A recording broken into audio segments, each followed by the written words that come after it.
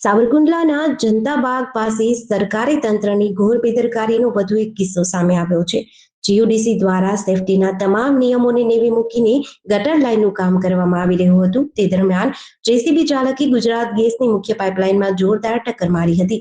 આ ટક્કરના કારણે gas line ફાટી ગઈ હતી અને મોટા અવાજ સાથે ગેસ લીકેજ થતાં જ સમગ્ર વિસ્તારમાં ભારે ફફડાટ ફેલાયો હતો। આ ગંભીર દુર્ઘટના અંગે સ્થાનિક વેપારી કુમાર કિશોરભાઈએ તંત્ર સામે રોષ ઠાલવતા જણાવ્યું કે જનતા બાગ પાસે ગટર લાઇનના કામ દરમિયાન ગેસની મેઇન લાઇન તૂટી જતા લોકોમાં અફરાતફરી મચી હતી। તંત્ર હાલ ઘોર નિંદ્રામાં હોય તેવું લાગી રહ્યું છે।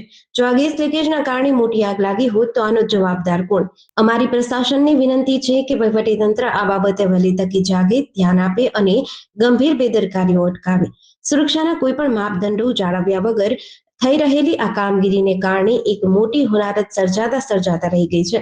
ગેસ લાઇન તૂટ્યા બાદ પણ જવાબદાર તંત્ર દ્વારા કોઈ નક્કર પગલાં કે ખુલાસા ન કરાતા સ્થાનિક લોકોમાં તંત્રની નફટાઈ સામે ભારે આક્રોશ જોવા મળી રહ્યો છે। મારું નામ કુમાર કિશોરભાઈ।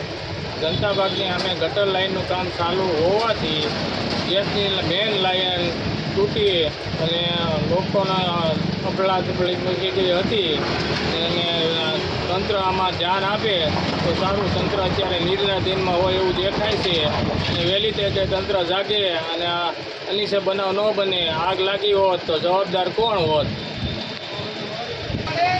હવે જે કામ ચાલે છે એમાં વહીવટીતંત્ર ધ્યાન આપીને કરે એવી અમારી વિનંતી છે। જેડીસી ન્યૂઝ સાથે મૌલિક દોશી, અમરેલી।